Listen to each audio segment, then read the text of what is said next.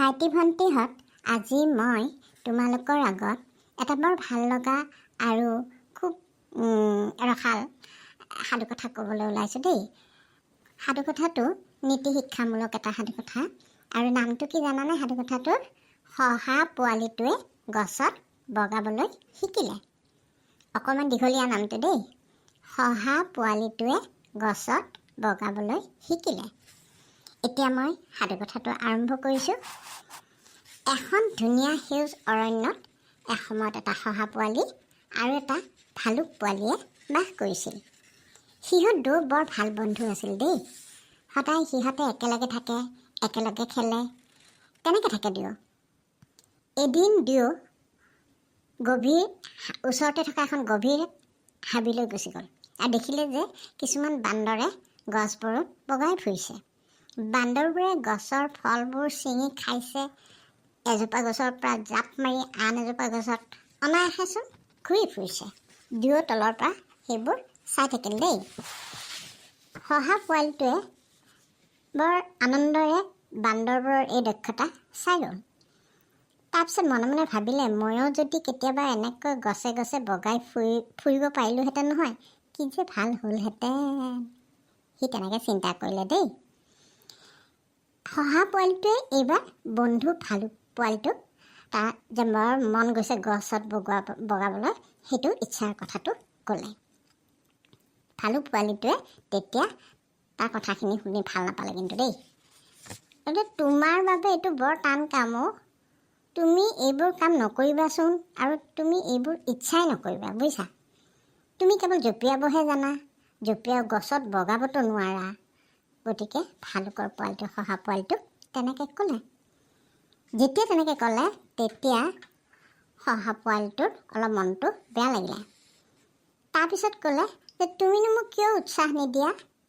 মইতো কিজানি গছে গছে বগাই বান্দৰকেইটাৰ নিচিনা জঁপিয়াই জঁপিয়াই যাব পাৰোঁৱেই, ময়ো কিজানি গছ বগাব পাৰোঁৱেই, তুমিনো মোক কিয় উৎসাহ দিয়া নাই? তেনেকৈ ক'লে দেই। তেনেকৈ দুয়ো কথা পাতি আছে গছৰ তলত বহি বহি। শহা পোৱালি আৰু ভালুক পোৱালি দুয়ো এইবাৰ কি কৰিলে জানা? বোলে এডাল চাপৰ গছৰ ওচৰলৈ গৈ পেলাই শহা পোৱালিটোৱে হাতেৰে কি কৰিলে? গছডালক হেঁচা মাৰি ধৰিলে। হেঁচা মাৰি ধৰাৰ লগে লগেতো সেইডাল দোঁ খাই গ'ল। তাৰপিছত ক'লে, এইডালত নহ'ব দেই, গছডাল কিবা জোৰবান নহয় দেখোন। শহা পোৱালিটোৱে তেনেকৈ ক'লে। তাৰমানে এইডালত উঠিব নোৱাৰিম নেকি, তেনেকৈ ক'লে। তাৰপাছত সিহঁতে এজোপা ডাঙৰ গছৰ পিনে গ'ল। শহা পোৱালিটোৱে গছজোপাৰ তলত ৰৈ ক'লে, এইডাল বঢ়িয়া হ'ব দেই, মই চাবা এতিয়াই তোমাক দেখুৱাম মই গছত বগাব পাৰোঁ নে নোৱাৰোঁ। তুমিতো মই নোৱাৰোঁ বুলিয়ে কৈছা, চাবাচোন চাবা মই পাৰোঁ নে নাই। শহা পোৱালিটোৱে কি কৰিলে? সঁচা সঁচিকৈতো গছডালত খপজপকৈ কিছু দূৰ উঠি গ'ল। ভালুক পোৱালিটো কিন্তু চাই আছে দেই। তাৰপিছত ভয়ো খাইছে ভালুক পোৱালিটো দেই। ই আৰু কিহৰ বান্দৰ নিচিনা ওপৰলৈ গ'ল। তেতিয়া হ'ব তুমি আৰু যাব নালাগে দিয়া ওপৰলৈ, বেছি ওপৰলৈ গৈ পৰিব লাগিলে হ'ব আৰু তোমাৰ, বেলেগ দুখ পাবা কিন্তু। তেতিয়া শহা পোৱালিটোৱে ক'লে, চিন্তা নকৰিবা, মই তোমাক প্ৰমাণ কৰি দিম যে বান্দৰৰ দৰে ময়ো অনাশে গছৰ বহু ওপৰলৈ উঠিব পাৰোঁ। চাবাচোন চাবা মই পাৰোঁনে নাই। তাৰপিছতো সি সঁচাকৈ শহা পোৱালিটোৱেতো একেবাৰে গছৰ কিছু ওপৰ পোৱাৰ পিছত সি ঘূৰি পেলাই তললৈ চালে দেই। সি যেতিয়া তললৈ চালে, তাৰতো মূৰ চুৰ ঘূৰি গ'ল। সি একদম চকুৰেতো জলক তপক দেখিলে, ইমান ওপৰৰ পৰা সি কেতিয়াও তলখন দেখা নাছিল। ভয়ৰ কোবত সি কি হ'ল জানানে? গছডালত জোৰে খামুচি ধৰিলে, সি লৰচৰ কৰিব নোৱাৰা হৈ গ'ল।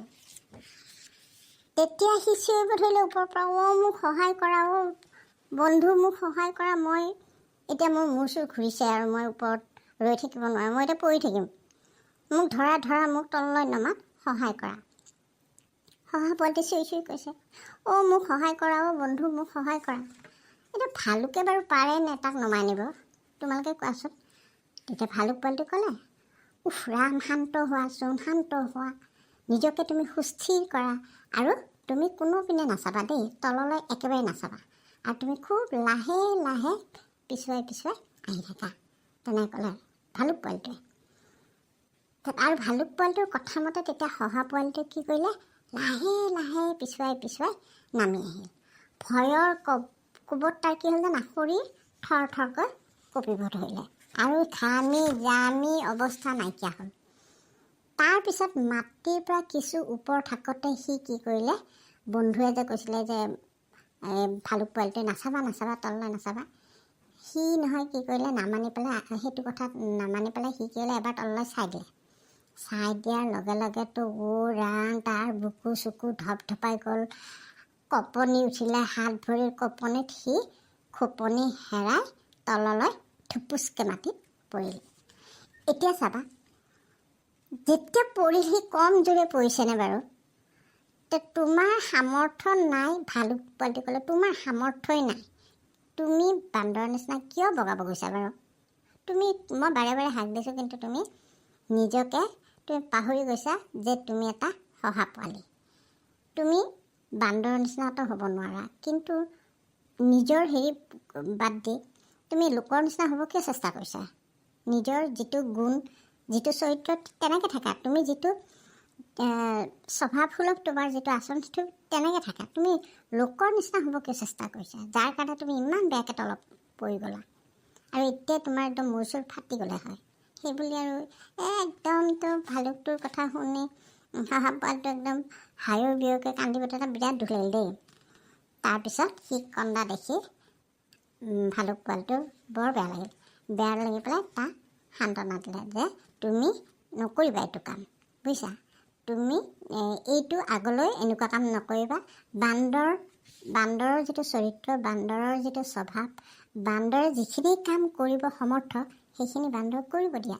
বেলেগৰ যিটো কাম, যিখিনি ঈশ্বৰে যাক যেনেকৈ সামৰ্থ্য হিচাপে দিছে ঠিক তেনেকৈয়ে থাকা। তুমি বান্দৰৰ পোৱালি দেখি বান্দৰ পোৱালি নিচিনা যদি কৰিব যোৱা, গছত বগাব যোৱা, বান্দৰ হ'ব যোৱা, তেতিয়াহ'লে আৰু তুমি বেলেগৰ নিচিনা হ'ব গ'লে তোমাৰ এইটো দশা হ'বই। গতিকে ভৱিষ্যতলৈ কেতিয়াও তুমি নিজৰ সামৰ্থ্যৰ বাহিৰৰ কাম কৰিবলৈ চেষ্টা নকৰিবা দেই। আৰু নিজকে এনেকৈ মনটো তাৰমানে বাধ্য কৰাবা যাতে মই যি কৈছিলোঁ সেই কথা যাতে তুমি সদায় মনত থাকে তোমাৰ। তেনেকৈ ভালুক পোৱালিটোৱে তাক মৰমেৰে কি কৰিলে, শহা পোৱালিটোক সাৱটি ধৰি সান্তনা দিলে। কেনেকুৱা লাগিল বাৰু সাধু কথাটো আজি? বৰ ধুনীয়া সাধু কথা নহয়নে? গতিকে শহা পোৱালিটোৱে গছত বগাম বুলি ভাবিলেও আচলতে শহাৰ কাম সেইটো নহয়। শহাই কেতিয়াও নোৱাৰে গছত বগাব, গতিকে তাৰ সামৰ্থ্যৰ বাহিৰৰ কাম। গতিকে ভালুক পোৱালিটোৰ বুজনিত সি তেতিয়া ভাবিলে, হয় দেই, মই নিজৰ সামৰ্থ্যৰ বাহিৰৰ কাম কৰিব যোৱাটো কেতিয়াও উচিত নহয়। কেনেকুৱা পালা বাৰু সাধু কথাটো জনাবাচোন দেই মোক।